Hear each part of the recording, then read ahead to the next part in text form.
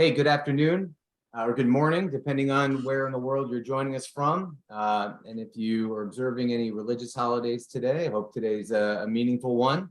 My name is Joe Rivela. I am the Chief Strategy Officer at Polarity. I'm also co-founder. I'm joined here today by Alex Sinno of NVISO. He's going to be introducing himself in just a moment. I want to thank everybody for taking time out of their day to join us to learn a little bit more about how NVISO force multiplies their investigative speed and thoroughness with their automation strategy, other tools of the trade that they've learned and implemented themselves over time, as well as how they've contributed to that process with our technology known as Polarity. We have got about an hour earmarked for the session. I don't expect we'll go through the whole thing. We will be taking questions in chat. If you'd like, just raise your hand. We'll try to get back to you as quickly as we can. We'll also try to save a little bit of time at the end to cover anything else or any other presentation components that folks might be interested in. With that, I'd love to introduce Alex, if you wouldn't mind introducing yourself to the group, and we'll take it from there. Yep, sure. Thanks a lot, Joe. I appreciate the introduction. So I'm actually responsible for the Cybersecurity Operations Center at NVISO, representing the managed security services. So I had some conversations with Joe, and we decided, let's do a presentation on automation and contextualization and how it could, increase the efficiency of the SOC and also remove a lot of the repetitive tasks, and how can you pair those two together. So we actually prepared a couple of different incidents today just to go through some of the motions, what a typical SOC analyst would do, and also how you can use technologies like XOR and Polarity together to get a lot of benefit out of them. So actually move to the next slide. So we actually already did the introduction. So we're going to cover a few things. So we're going to talk about automation versus context. We're going to go into some of the SOAR automations. So I'm actually going to jump into a demo with you guys. And then also we're going to do some more deep diving on contextualization on a separate demo as well. So I'm going to cruise through those pretty fast. So just really quick, why is automation so important, right? I mean, we all know that there's a huge deficit for personnel across the entire industry for cybersecurity. So that's one problem, right? Just taking a look at this dashboard, this is actually the dashboard back in the early days of NVISO when we actually first started going. So in this one day, we had 647 events come in. So it was pretty rough for us in the beginning. So we decided to, enlist a automation first strategy, and what are the benefits of that, and why did we go with that approach? The reason why is because we understand that an L1 analyst, if they're going to handle one event at a time in the most extreme scenarios, so I'm talking with zero automations, it would take them about 20 minutes per event, right? And they can handle up to 25 events per day at a time. So we're talking about analyzing the events, classifying it, setting severity levels, contacting who they need to contact, setting the close reasons, the close notes, the whole 9 yards. So going through the event from A to Z.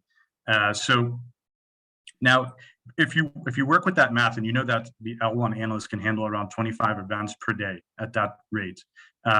So at 647 events, you would actually need to have about 27 analysts to handle that.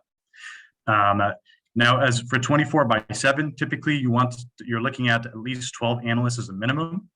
And so when we decided to go for that automation first strategy, we started seeing the results real quick, right? So we started targeting stuff like access anomalies, which is something I'm going to go through. It's a real pain point if anybody's on Azure using identity protection. So unfamiliar sign-in properties, impossible travel activity, those things are a real pain point. We had one customer in the last 6 months that had about 10,000 users. And from that one customer alone in 6 months, we had about 7,000 access anomaly-based alerts. So unfamiliar sign-in properties, impossible travel activities, and those sort of things. So it's pretty gruesome. A lot of organizations wind up just completely removing that detection, or just kind of kicking it under the rug because you just don't have time to deal with it, right? So, I mean, you could already see that the benefit of automation is quite massive. So we had reduced our workload by 98%. So of the 5,790 alerts, only 145 of those had been analyzed when we took a 7-day time period in our fusion center. So it's a massive reduction in cost. So just before we go into the demo, I want to talk a bit about contextualization versus automation. So some of the stuff might sound obvious, but it's really good to put it into to have a concept for each of these things and to compare them.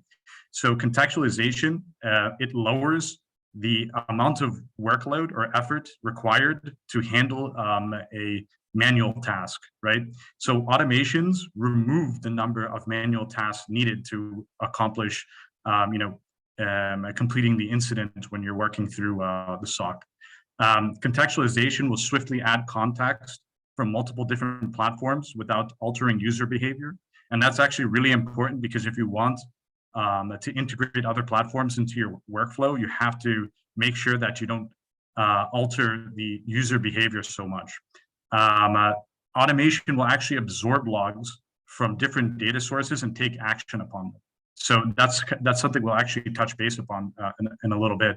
So how do we handle the access anomalies? So we're actually absorbing logs from Microsoft Sentinel, and then we're going through the sign-in logs, and we're actually making this analysis based on what comes back, and then also, so contextualization actually creates additional efficiency across the entire security operations center by knowledge sharing and making sure that when an analyst is working on something that another analyst has worked on, that Polarity will actually help and bring that up. And in addition to that, where automation helps with across multiple different platforms, is that also it allows the analyst to take action from a single place without actually having to leave that platform. So thus by reducing the number of clicks to solve an incident. So this is really what the game is, to reduce that cost. So if you take a look at both concepts, and if you can accomplish both of those things, having a high level of contextualization, a high level of automation, it's extremely powerful. So I'm actually just going to brush through really quick what a fusion center looks like. So this is what a fusion center looks like when you have everything interconnected into XOR. So you have all the platforms connecting back to XOR. So the analyst ideally won't actually have to jump into any of those platforms. I know it's a very difficult task to accomplish, and we don't expect that the analyst will always work purely through XOR. We do know that they will have to jump into those platforms, quite a bit. But the idea is to reduce the necessity of it as much as possible. Now, this is the traditional SOC. You have multiple different technologies. Everything is totally siloed, and nothing is properly interconnected. And we know that this is the traditional way of working. But when you connect everything properly through a fusion center, and you use something like a orchestration platform as the central nervous system, you're really going to reap quite some benefits from that. So I'm already going to jump into a demo. So this is the access anomaly demo. So just really quick, I think anybody who has Microsoft is on Microsoft Azure and using Sentinel and Azure AD Identity Protection. I think you're familiar with this. So just really quick, taking a look at this, I see that there's an atypical travel activity by, I think it's my colleague, actually, Guillaume. So you can see that he actually had traveled between 2 different countries quite rapidly. So that generated an alert with an identity protection. So this alert actually gets absorbed into XOR. And you can quickly see down here, there's actually all this context about, okay, what countries did this user sign in from?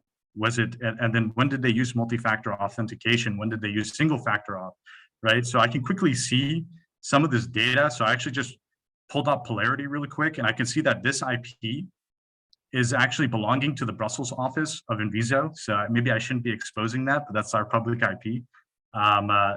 And in addition to that, you can see the output of the analysis here. So this analysis has actually been done by our SOAR automation playbook. And I'll actually go into the playbook and show you guys the tasks and kind of show you how we're doing that a little bit. So basically what happened here is that XOR is telling us from the observed login, some of them were successful. So we're continuing the investigation. A reputational check of the IPs didn't raise suspicion. So we actually check like virus total, et cetera. As the observed logins partially use MFA, the events are considered to be intentional, resulting in incident to be classified as a false positive, right? So let me dive into actually what our playbooks look like. But just before I go into the analysis, what we've actually done was created a framework of high-level playbooks that goes from all the way from enrichment all the way to postmortem. So we have incident management playbooks, which conducts aggregation based on specific properties. So lowering the number of incidents or security events that actually an analyst will actually have to look at and work on. So a lot less redundancy in the SOC. Setting up the severity levels and basing notification schemas back off of those severity levels, so the severity levels. And then also running a classification specific analytical playbooks. So what we've done at NVISO is that we've actually taken a look at all of the different threats that come in, all the different alerts that we have, taking a look at their data sources. And we've actually created a list of our own classifications so that we can aggregate as many of those alerts together as possible so that we can create, so we would have to create as few analytical playbooks as possible. So just a quick run through of how this playbook operates. So what we do is once we begin analysis, we actually send a query back to Sentinel. So we'll actually query all of the sign-in logs. We'll actually take a look and see if all the logins failed. So if all the logins failed, we'll actually set it to false positive because it's actually not a sign-in. It's the actor or the user actually failed to sign in. Or we set it to allowed. So then if you go back to the incident info, it actually tells you some of the sign-ins were successful. So that warrants for further investigation. So we actually check a bit more. We take a look at the login patterns. There's actually a few things that we check here. So number one, we check, is the device domain joined? And that's actually a pretty good. That's actually a pretty good indicator that if it's suspicious or benign.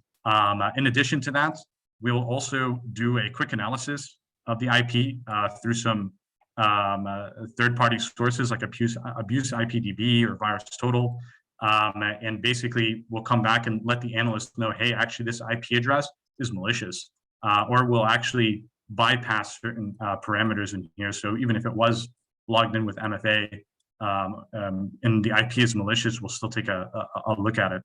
The next thing that actually happens, so we check to see if the device is domain joined. We'll actually look at the historical data. What countries have they signed in from? We'll see, does this actually match the historical patterns of the user? So we actually do the same flow that you would normally do with an analyst to walk through this entire incident. And the benefits of this playbook has been,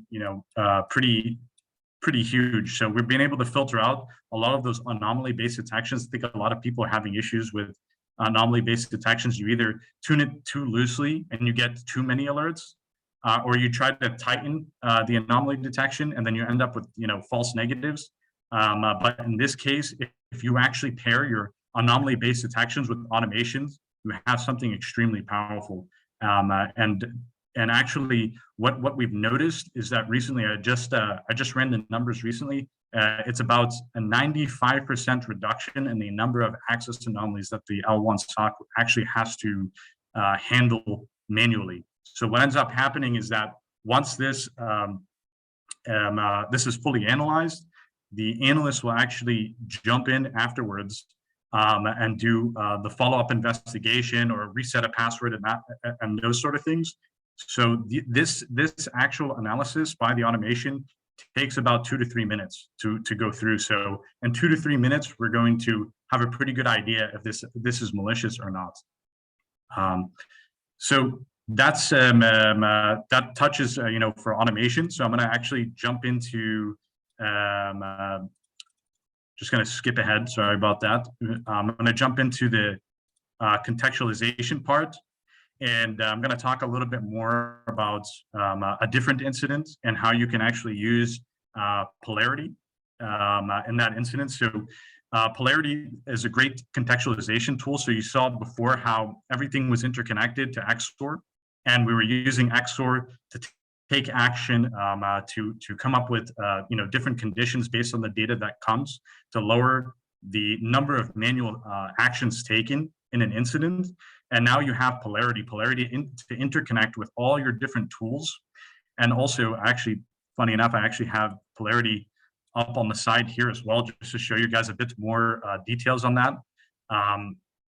And what's important about Polarity is, as I said before, is that you don't want to change user behavior because a lot of the times analysts will pick up a tool, maybe they'll never use it again after that. Polarity, you can configure it in a bunch of different ways. And the best thing about it is it takes up very little screen real estate, and it actually condenses all of that data for you. So it makes it much more presentable. And that's actually what you want to get out of contextualization. So just to continue on, I'm going to actually just jump into the next incident with you guys. So we're actually getting quite some Raspberry Robin incidents. I don't know if anybody else has been running into those lately, but it's actually pretty interesting. And we've run into them so many times at this point that we pretty much know what to expect.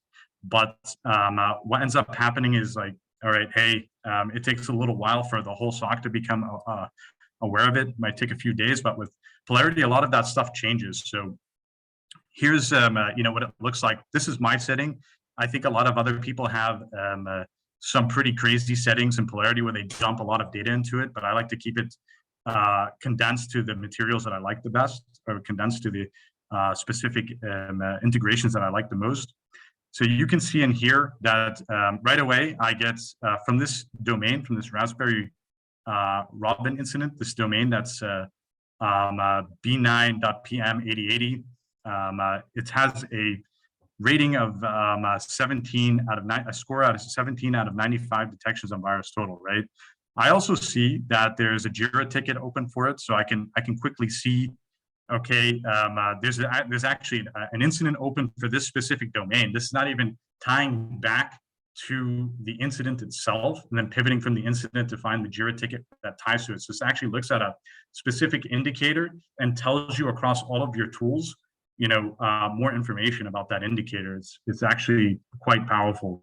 Allows you to be able to work in different scenarios. So if you're just manually reviewing logs and you keep Polarity open, it's going to highlight all the indicators that you have information on, and it makes it so you don't really have to change your workflow that much, right? So I can already see here something else that's quite interesting is I actually have a hit from URL scan here, which is pretty nice. So if I actually click on that and it opens up, I'm taking a look at this, and to me that's pretty interesting. One thing to note about Raspberry Robin is that, and this is something the SOC has actually put in here. So we actually highlight the word QNAP because we know that Raspberry Robin payloads are actually always hosted on QNAP devices, right? So I just forewent this whole process of jumping into Cortex XDR, which is where the alert originates from, right? Just using Polarity, I can come up with the conclusion that this is malicious, right? I mean, I think given some of the indicators in there too, it's quite obvious if you take a look at it. But it just goes to show that you can, with proper context, come up with the conclusion without having to jump and skip into so many different platforms. It's nothing overly complex, and that's the beauty about it. Keeps it simple and allows your analysts to kind of take a deep dive, go through, and as I said before, it's a combination of things that will actually lower the cost of your SOC and make you make your team more efficient. It's a combination of automation and contextualization. Automation to remove those manual steps, and contextualization to lower the effort of manual actions that your SOC has to take. So actually with that, I'm gonna hand it over to Joe, and Joe actually has a pretty nice presentation as well.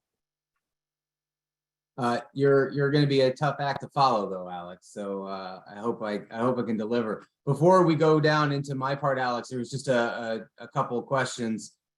Is there anything you can show insofar as any of the logic you guys are using for anomaly detection, or do you want to talk about that at all?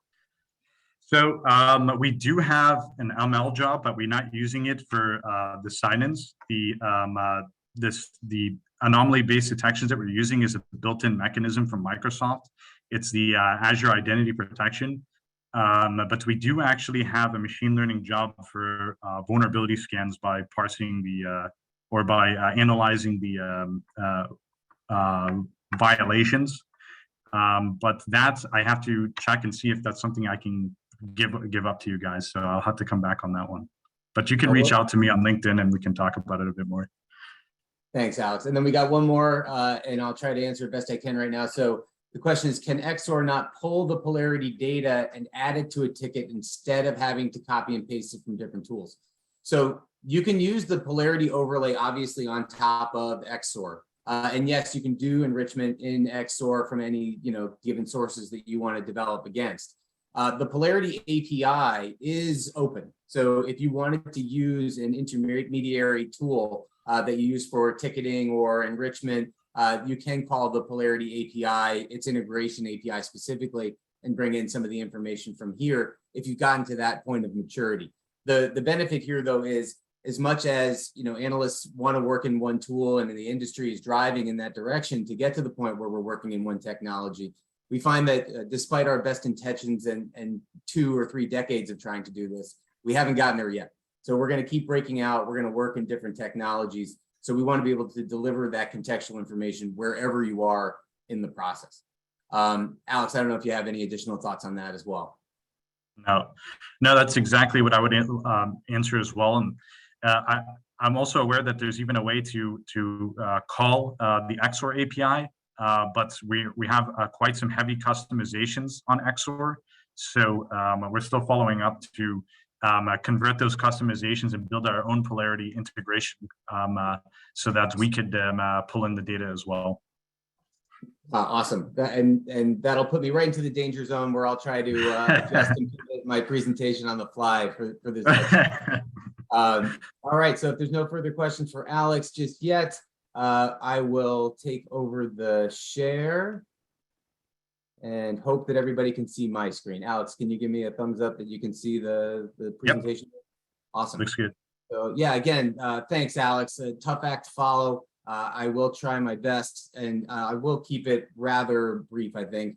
I just want to cover a few things, a few more thoughts in addition to what Alex has shared. One is about unlearning some learned behavior that we have developed over the years that contributes to really painful, monotonous activities being participated in by security practitioners on a day-to-day basis. And not just security practitioners, I think in any work-oriented process, right? Any process-oriented workflow, rather, we've got situations where we're really making the job and task of search and utility very difficult on ourselves.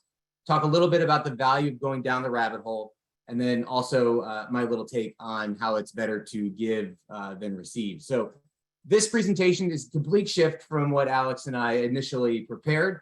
So a little background is when we started this presentation, we were getting a few 100 signups for the event, but we really wanted to drive it up and max it out to drive as many people to see Alex's presentation as we could. So we incentivized the event, right? If you attend, you get a $15 gift card, right? So if you sign up and attend, we're going to send you guys a gift card after the presentation. So thanks everybody here for joining, and that is on the way.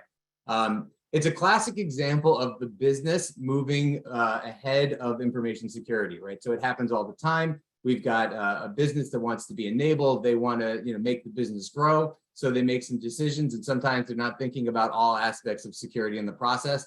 Guilty as charged, right? So we went out there, we did this. Let's do this $15 gift card. And we ended up finding all of those bots on the internet that register for these events and try to get the $15 gift card. I don't know if they're so impressive that they then log into the event and participate with chat. That would be an epic bot. But in this case, we were catching all the ones that were signing up. So it launched this mini investigation, if you will.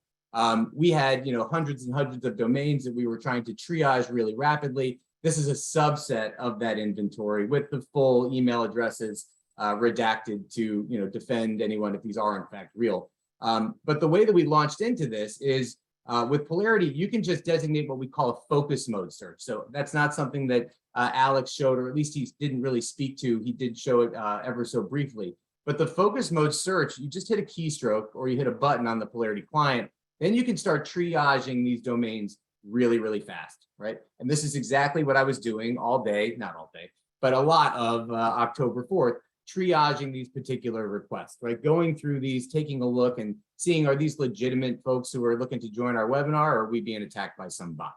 So once you start digging into these things, you can see, hey, I've got some information. Yeah, some of these have less than reputable scores on different sources like Domain Tools Iris, like Virus Total, etc.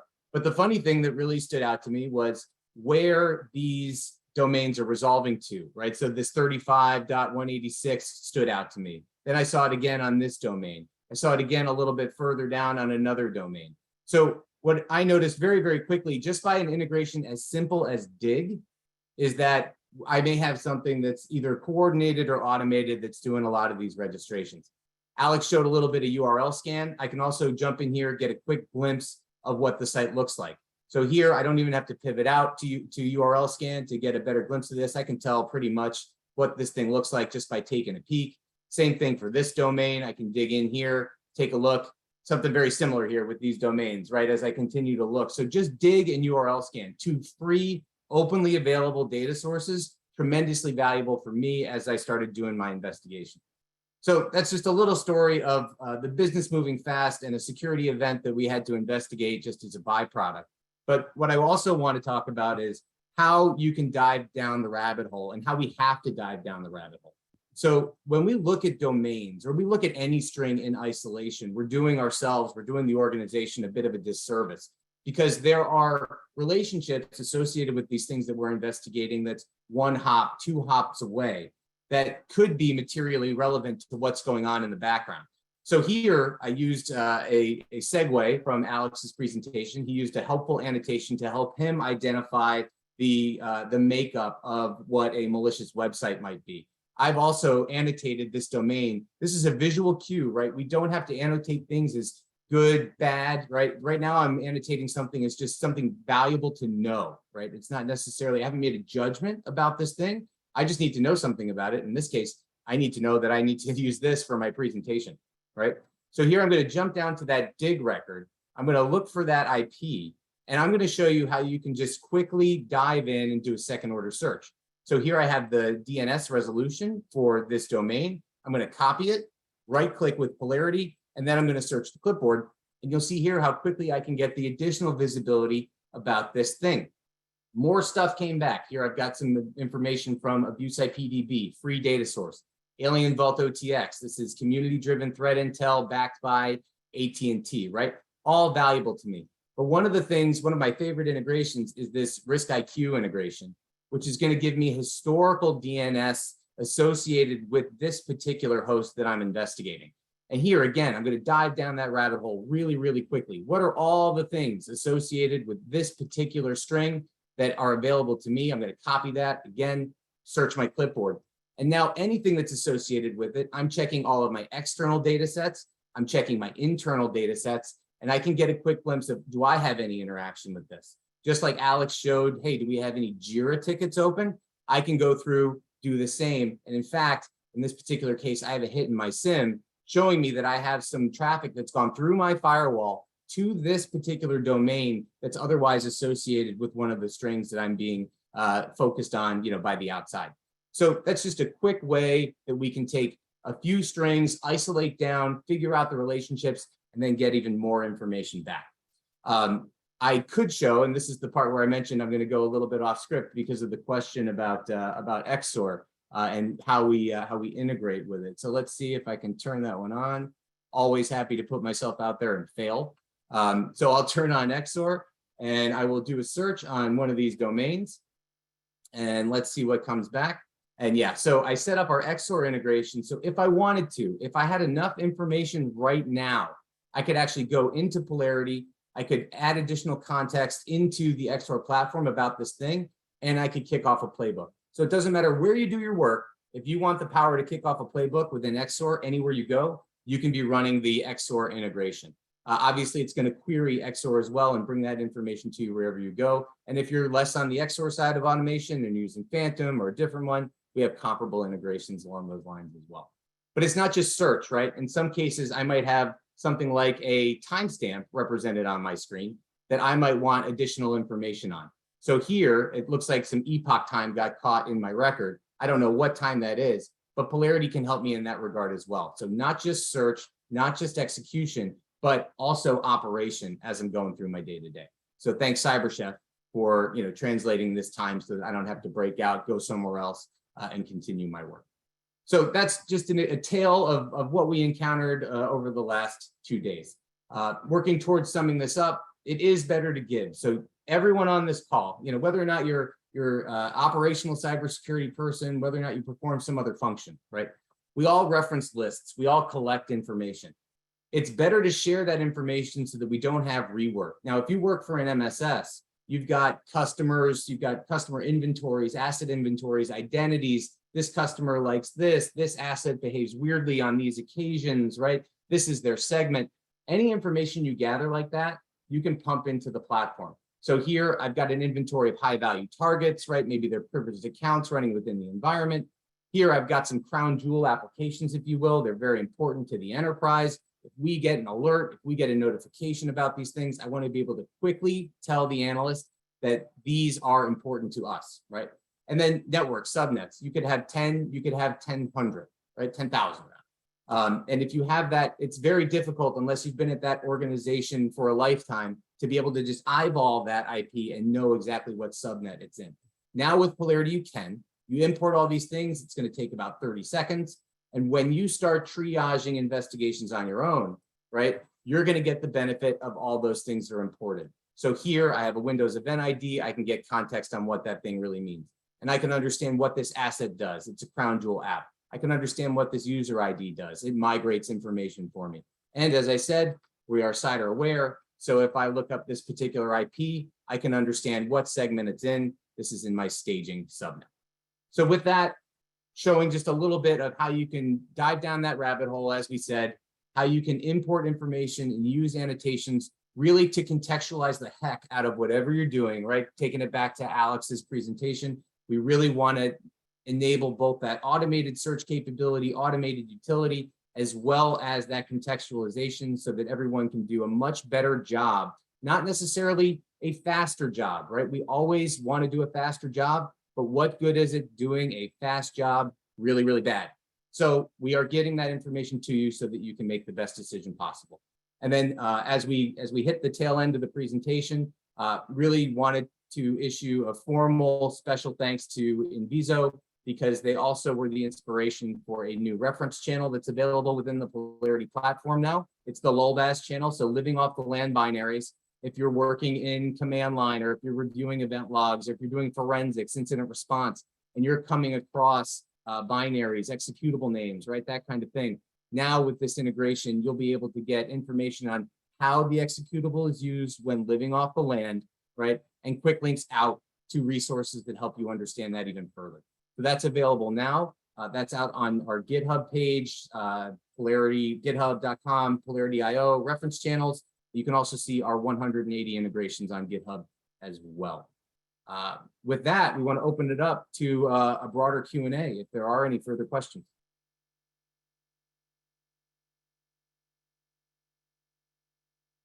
So it looks like we have a Q&A area and then we have kind of an open area, which is cool. I'm going to go in reverse order. So does imported data become public and available to all users of Polarity? Absolutely not. So your Polarity instance, when you deploy the platform, that goes into your private environment. So Polarity deploys either on-prem, it's also deployed in the cloud, but it's your server, your dedicated system.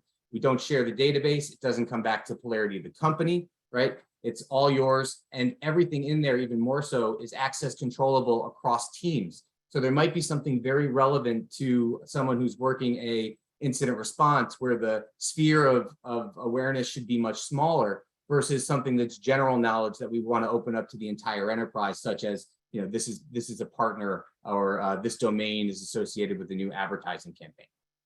That's a great question. Thank you, Bradford.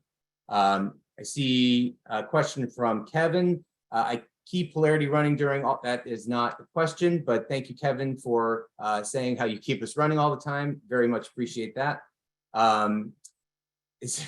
Skip this one. I'll just remind everybody that the Amazon gift cards will be delivered after this, so long as you've attended the session. So thank you. And then here's another question: definitive bots recognize verification strategy, false positive with bots. Great question. So it was really fast triage that we were doing. Obviously, we were time crunched. Using a couple things such as the disposability of the domain, the time of the registration, the frequency and occurrence of the registration on our site. So for example, within seconds of one another, right? And in sequence rather than in serial, rather than in parallel. So we looked at it in that regard. And how many registrations were determined to be bots?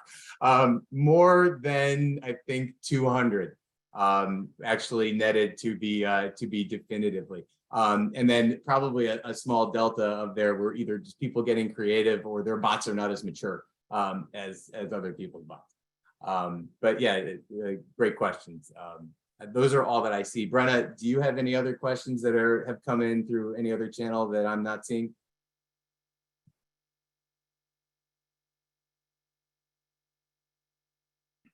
Sorry, I'm just checking around chat. I don't think so. I do see a couple of raised hands in the audience. If you have your hand raised and you have a question, please answer it, or please enter it in the Q&A or the chat box.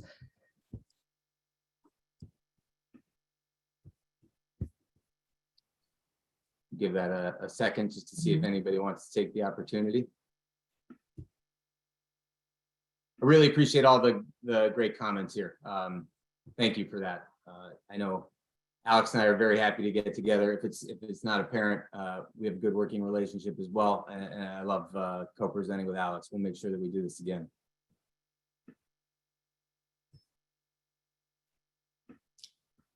Looks like you have another question. Yeah, what is the living off the land repository? Alex, I know we built one, but I'd love to kick that over to you because you guys were the inspiration. Yes, so we built a living off the land repository so that, you know, anytime that an analyst sees something like cmd.exe or any type of like native binaries or anything like that on the operating system or during an incident, that they could understand, first of all, how could this be used in a malicious way, but also what is the actual purpose of that tool in the first place. I know some of them, they seem to be a little bit obvious, but other ones not so much. But it gives the analyst a lot more context to work with. That's like the big word of the day, to work with when they're actually going through these incidents. So yeah, we came up with that idea just so we could, because we started to document and describe those tools when we were talking to customers. So the best way to do it is to document it in Polarity. We can copy it and paste it outside of Polarity and use that with our customers, and we can also use it to strengthen our analysis. Yeah, the only thing I'll add is there is a strong difference between folks who are just entering this career path and those who have been in it a while. From an experience perspective, and it doesn't necessarily have to tie just directly to how long you've been in the industry. Obviously, very technical people are going to know the ins and outs of some system executables and binaries, but a lot of these things just look scary when you see them, right? Some crypto x.dll or some other function. You look at it, you just don't know what it is. We often default to suspicious, right? Needs to be investigated. But a lot of times these things are good. So it's good to understand what's good, at least what's known good and expected on a system. But then there's this big difference, and that's where the living off the land binaries component comes in, is those good things can be used for bad reasons, right? We need to look at the things occurring around it, understand where it is leveraged in the attack chain. And that living off the land repository also references those different stages of where it's used in attack chain as well. So that you can look for the next thing or the precursing thing that may have occurred around the utilization or application of that executable or binary to do a thorough investigation, understand whether or not it is actually malicious. Thanks for that question, Eric. All right, so we're at about 45 minutes in. No need on our part to stretch this out to a full hour. Really appreciate the questions from the community and the positive feedback. Very nice to see. The last thing I'm going to share is if you want to get in touch or learn more about NVISO, you can do so here.